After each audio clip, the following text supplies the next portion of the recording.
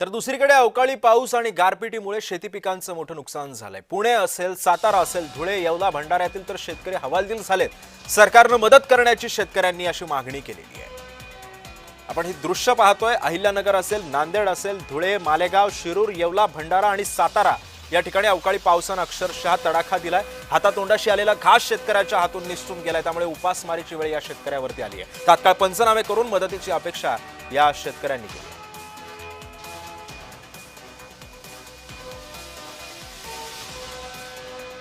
या जमिनीची जेवारीची ही अवस्था काल 3 दिवसापासून वादळी वारा, पाऊस आणि या नुकसानीमुळे माझी आज 1 हेक्टर जमीन म्हणजे 2.5 एकर जमिनीवरली जे जेवारी आहे ही जेवारी जमीन उद्ध्वस्त झाली आहे।